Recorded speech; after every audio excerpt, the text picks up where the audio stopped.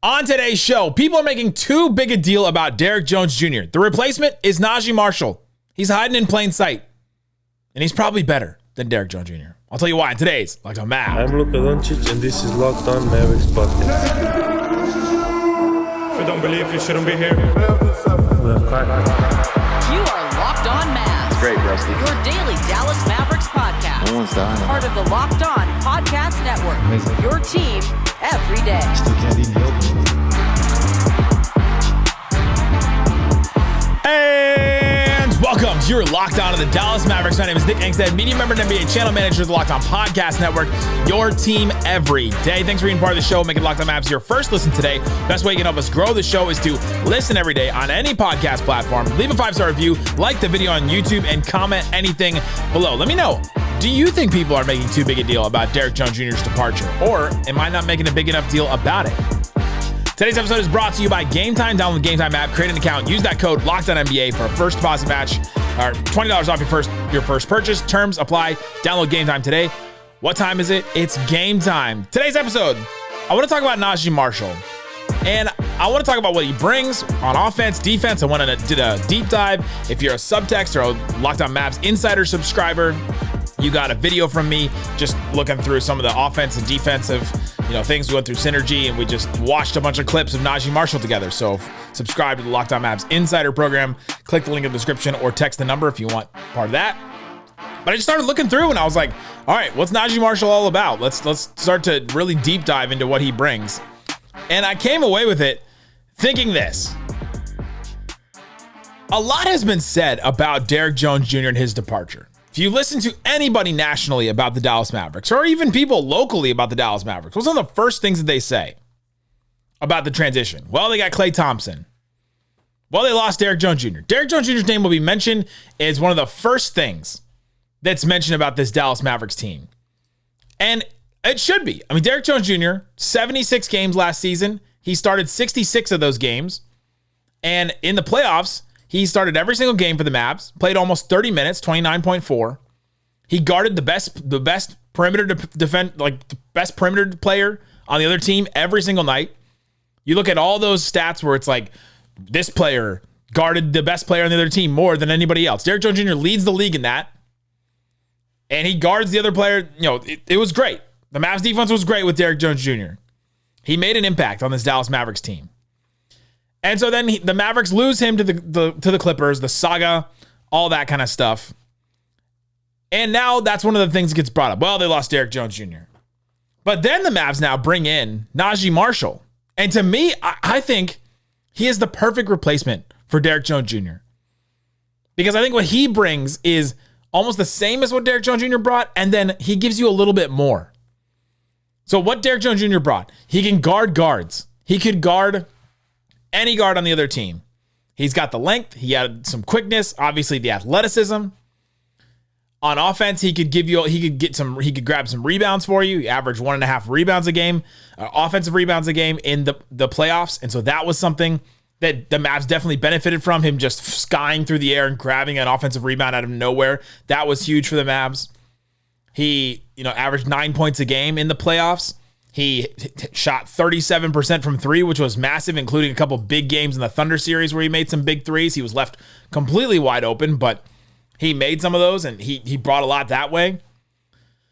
But to me, if you look at Naji Marshall, I think there's a couple reasons why he is just the perfect replacement for Derrick Jones Jr. and a way for the Mavericks to not only replace what Derrick Jones Jr. brought, but maybe take a step forward.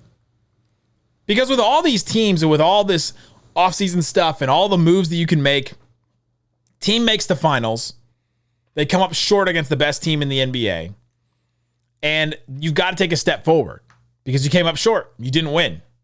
You only won one game. And that game was a blowout, but the other games, you were close in some of them, but you couldn't get the victory. And so now you got to take a step forward. How do you take a step forward? You've got to add some players that do some of the things that you need, but then also can maybe take you a step further, can do a little bit more. So now we look at Naji Marshall. Derrick Jones Jr., the season before he joined the Mavs, he shot 33.8% from three for the Bulls. Now, he only played 14 minutes a game for the Bulls. The season before that, he shot 32.8%. It's like below average, not great, like below average for a wing like that. 34% he shot this season. If you look at Naji Marshall, he shot 38.7% last season. He found his stroke. Played 66 games for the Pelicans. Played 19 minutes a game. Shot 38.7% last season. Like, great. Like, this is a 3-and-D type player that everybody in the league should want. Season before that, though, 30% from three. Season before that, 20% from three in 55 games. Season before that, 35%. So he's been up and down. And that's sort of what I came away with watching some of the film with Naji Marshall. It's very up and down. But I want to talk about the up because I think some of the positives and some of the, like the potential that Naji Marshall could bring to this team can help take them that step further. To me, I think the reason why Naji Marshall is a better option and better replacement for Derrick Jones Jr. One, he's a more promising shooter. That one season shooting 38.7%, 39% from three over a whole season, 66 games for a playoff team in the Pelicans, that is more promising than any single Derrick Jones Jr. three-point shooting season that he came in with. And Naji took 2.3 a game, which doesn't sound like a lot, but for a bench player playing 19 minutes a game, 2.3 is a good amount.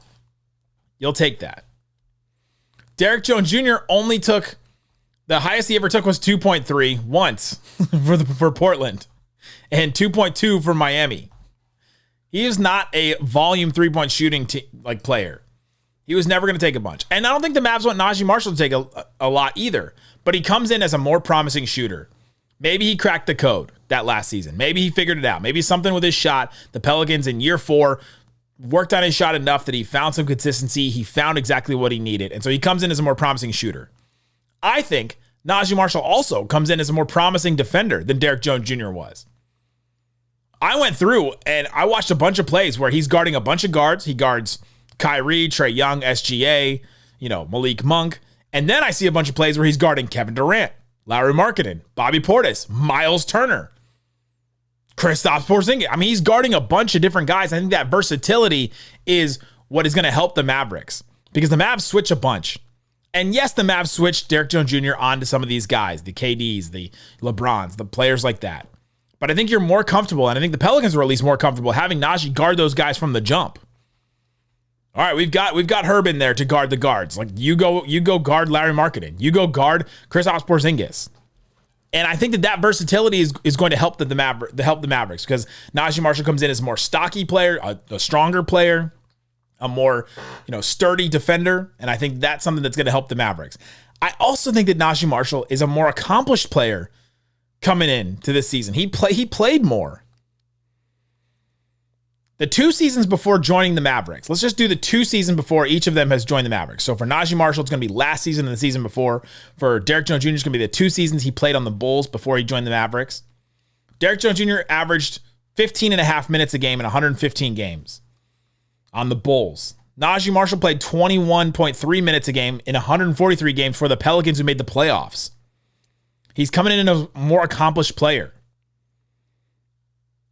I think that matters. Playing in the playoffs. Derrick Jones Jr. had come in. Derrick Jones Jr. had played some more playoff games.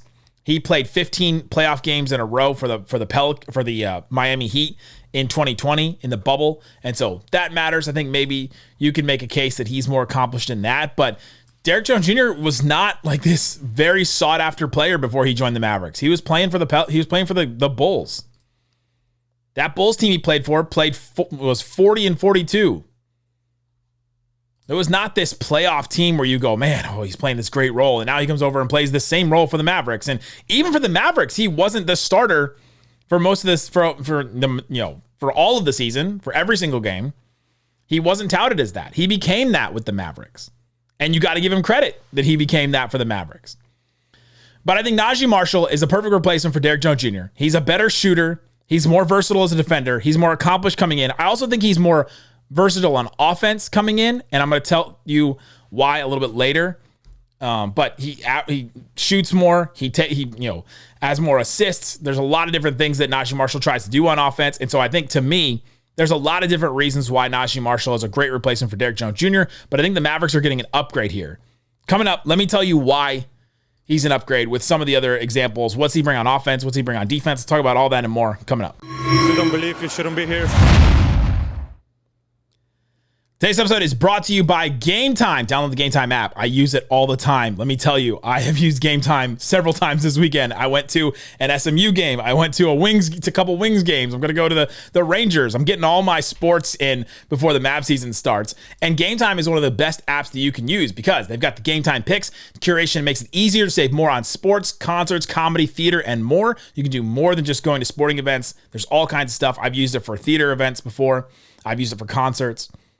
All kinds of things. I also love the all-in pricing. I've been using a bunch of apps, like trying to find cheapest tickets and all that, go through. And the all-in pricing on Game Time is absolutely awesome because all you have to do is toggle that feature, turn on the all-in pricing, and it shows you your whole total up front. Doesn't like surprise you with any fees or anything like that. Shows the view from your seat. Some of these other sites are not showing you the view from your seat. Gotta love that from Game Time. And they also have the Game Time ticket coverage. Your purchase is covered with the most flexible customer service policy in the ticketing industry. So take the guesswork out of buying tickets with Game Time. Download the Game Time app, create an account, use that code LOCKEDONNBA for $20 off your first purchase. Terms apply. Again, create an account, redeem that code LOCKEDONNBA. That's LOCKEDONNBA for $20 off. Download Game Time today. What time is it? It's game time. Shut it down! Let's go home! Thanks everybody for hanging out with us on Locked On Mavs, being part of the show, part of the Raccoon Squad, listening every day. Appreciate each and every one of you for checking out the show. Make your second listen today, Locked On NBA. Jackson Gatlin on Mondays has you covered. He does 3 interviews, one from each, Locked On NBA, like Locked On host. And so we'll be talking about 3 different stories. Great stuff on there. Wherever you're listening, watching this, check out Locked On NBA today. All right, let's get into some more about Naji Marshall. So I'm talking about him as a replacement for Derrick Jones Jr., and I think he's an upgrade over Derrick Jones Jr. So let's just talk about what Naji Marshall brings to the table. Let's talk about who he is.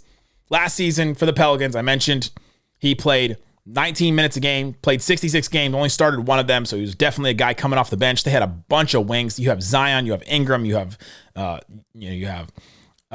Trey Murphy, you have Herb Jones. You just have like the best players on their team were wings. So for him to even play on this team is actually kind of a good sign that he was able to carve some time out with all those wings that they had that need time. All those guys are really good NBA players. But he averaged 7 points a game, 3.5 rebounds, 2 assists to 1 turnover. So good, a positive turnover to assist ratio. Shot 46% from the field, 38.7% from 3 I talked about. Almost 80% from the free throw line, which is positive too. Doesn't take a ton of those, but at least he shot pretty well. And the couple of things that he brings to the table on offense. Let's talk about what he does on offense. He's not going to do a ton of different things on offense necessarily.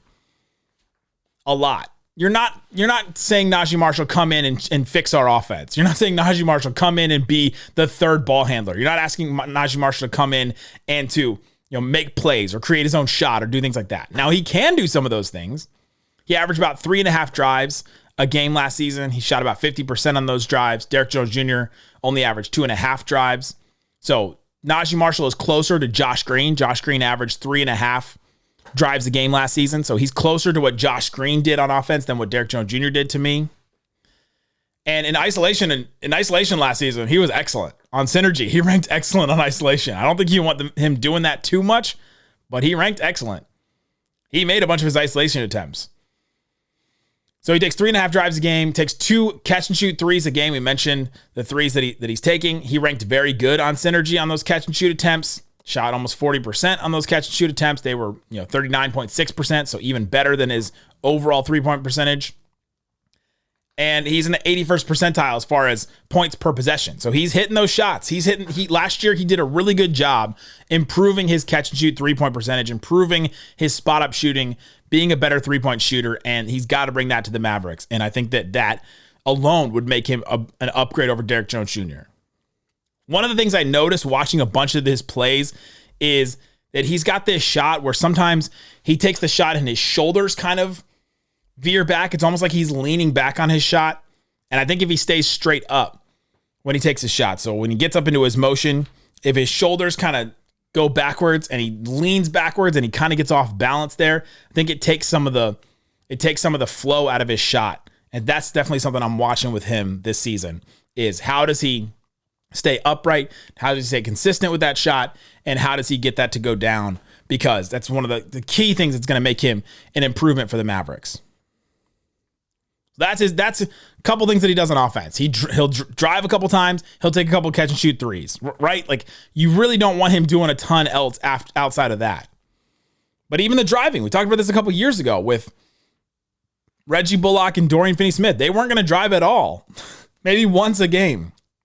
So having a Naji Marshall that'll drive 3.5 times a game in only 19 minutes, that means that every time, it's basically what Josh Green did last year. So he's bringing that kind of versatility. He's bringing that extra movement. He's bringing the fluid to the offense to help it to keep moving instead of getting stagnant, instead of being stuck. Sometimes you throw the ball out to Derrick Jones Jr., he doesn't have enough time to take a three, and so he just held on to the ball and then swung it over to the side. Naji Marshall will at least move the ball a little bit and drive and take a couple of dribbles. Now, I'll talk about some downsides with him, but at least he'll do some of those things. One of the downsides is in transition, and this sort of embodies some of the big downsides with Naji Marshall's game and why he isn't this, why after last year he shot 40% from three, and you're like, oh man, he should be this perfect starter. The Mavs should be starting him over Klay Thompson, all that stuff. In transition, those kind of plays embodied what are some of his issues. He has some interesting decisions that he makes in transition. I would say suspect decisions. There's some sus decision making in this. He can try to do a little bit too much, where instead of, all right, I have the ball, there's one defender in front of me, I just do a Euro step and hit the layup. He'll leap early in the air, try to do it up and under, and then hit it off the bottom of the rim.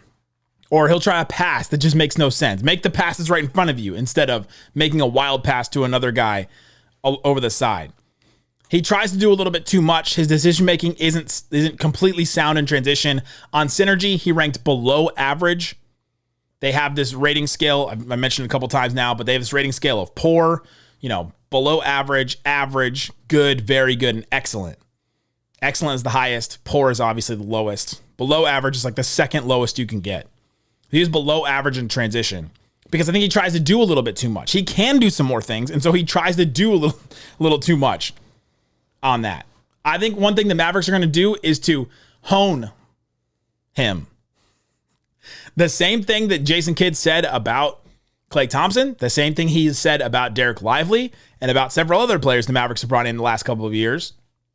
We're going to make you do just what you do. And we're not going to ask you to do too much. We're not going to have you do all these. We're going to hone you into, all right, what are your things that we need you to do? We are a team that expects to potentially go back to the NBA Finals next year. You do these things. Stay in your lane kind of deal. And that's good for these role players.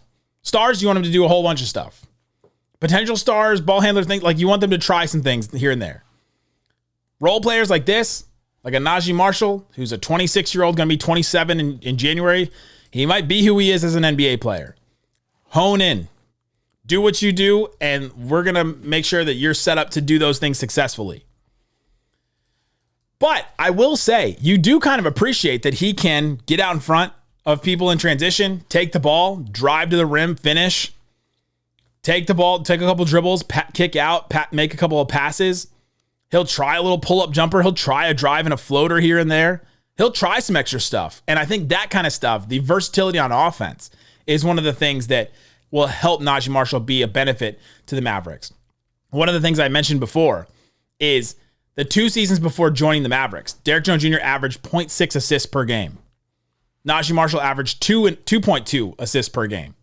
He's going to get out and make some passes. Derrick Jones Jr. was not making passes. He would kick out maybe a couple times, but Naji Marshall will actually create a couple of plays here and there. So, couple drives, couple plays made, couple of correct passes made.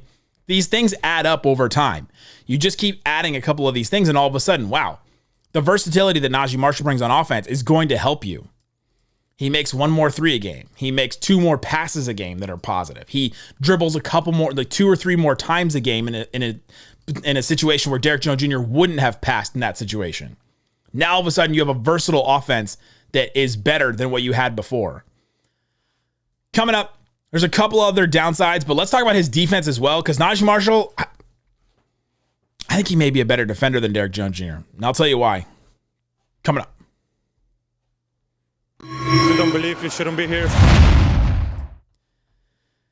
Today's episode is brought to you by BetterHelp. You have things in your life you need to talk about. I do all the time. I just scheduled therapy earlier today because I was like, man, there's just some things I need to work through. I need to talk through. I've been doing therapy for a while. I've used BetterHelp before. I love that with BetterHelp, you can pick when you want to meet, and it can be anytime throughout the week, and it can be flexible. It can change. It's suited to your schedule. It's different every week. I don't have to make it, all right, just Tuesdays at 1 p.m. or just every other Tuesday. It can be Tuesday one week. It can be Wednesday the next week.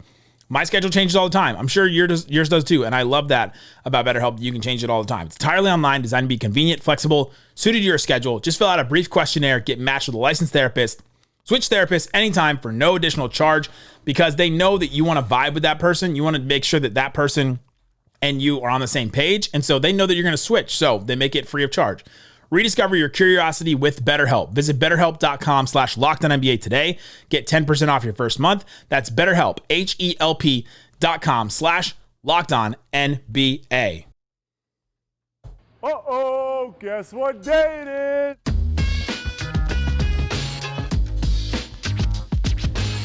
All right, Isaac, let's finish up talking about Naji Marshall. I'm excited about him. I'm excited for Mavs fan to see him. We talked about him a couple weeks ago when we did the NBA grid, like the player grid, and Slightly and I went back and forth on who's the biggest dog.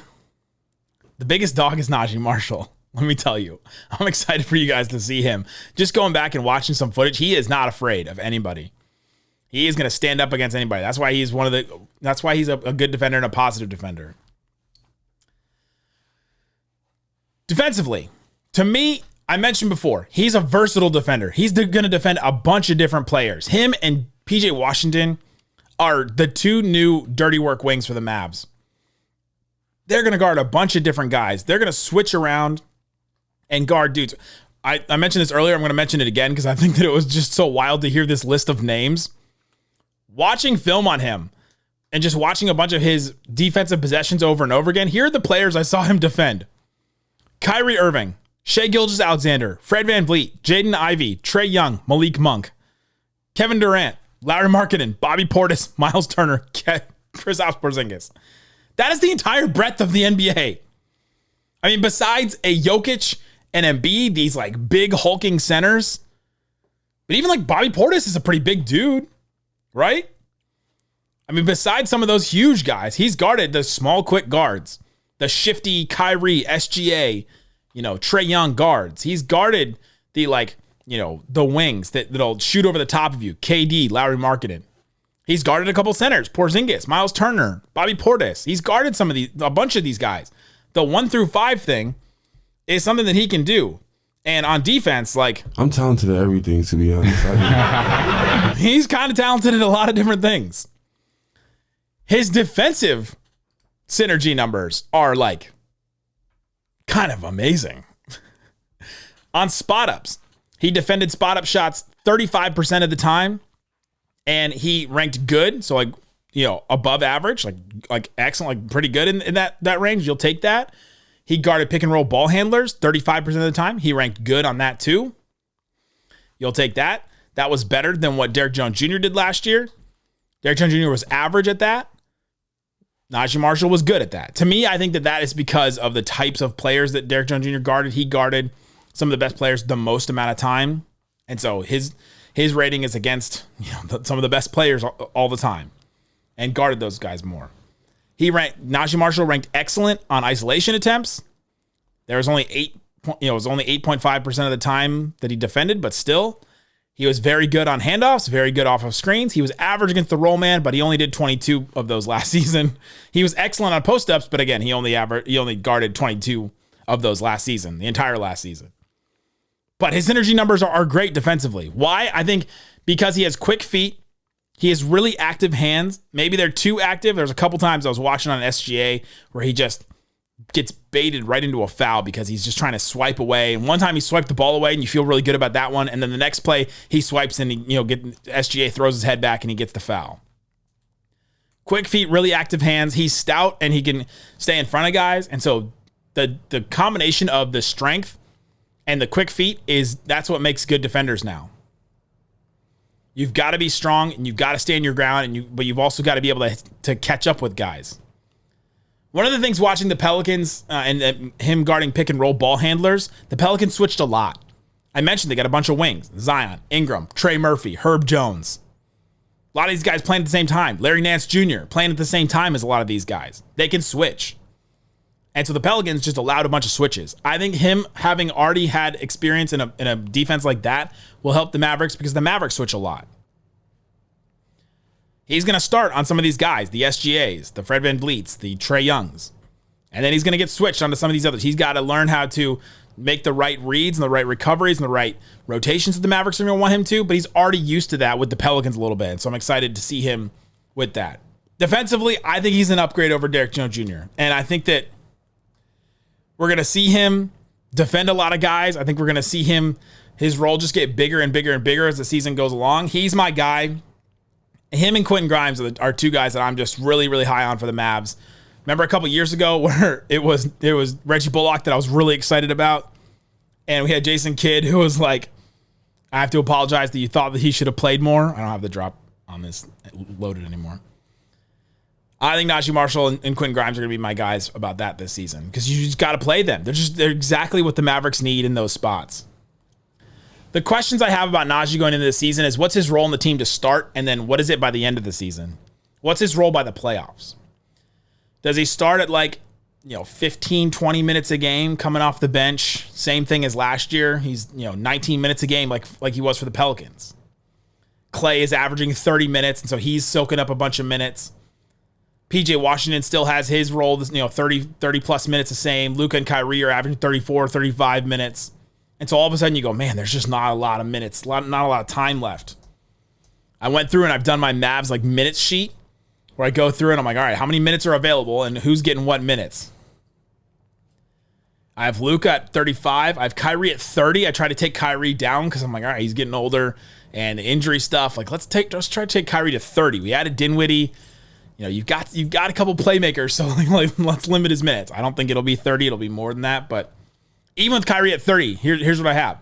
Luka at 35, Kyrie at 30, PJ at 28, Klay Thompson at 28, Naji Marshall at 20, Quentin Grimes at 20, Dinwiddie at 15, and then I have the bigs, Lively, Gafford, and then I'm Maxey.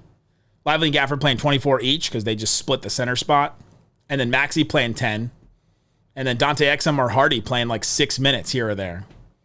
So maybe those Hardy or Exum minutes are distributed, but there's really just not a lot of minutes to go around. And I was conservative with a couple of those. When this team is healthy, it's going to be hard to get some minutes. So Naji Marshall starts at about 20. Does he grow throughout the season? And how? How does he gain more trust with Jason Kidd? And then my last question about Naji is, should we believe this shot? I think it'll be better. You look at some of the playmakers he played with. He's playing with Zion, Ingram, Jose Alvarado, CJ McCollum. He's not playing with some of the best playmakers in the NBA. The passes are kind of all over the place here and there. When he plays with Luka, is he getting these passes delivered right in the bread box, right exactly in the numbers, right exactly where he needs it? I'm curious, should we believe in his shot? Does his shot get better? That's the swing skill that I think is really going to affect his playing time. If his shot looks great and he's making a bunch of threes and his defense is good, it's going to be hard to try and keep him off the floor. And to me, that's why I think he's an upgrade over Derrick Jones Jr. I'm happy to see him in Dallas. I'm excited to see how he does. Guys, thanks so much for hanging out with me on Locked On Mavs, where we're going to be talking with Slightly Biased this week. I got a couple of guests lined up as well, and then some big news later. So we'll talk about some of that kind of stuff. Guys, thanks so much for listening to Locked On Mavs. Peace out. Boom!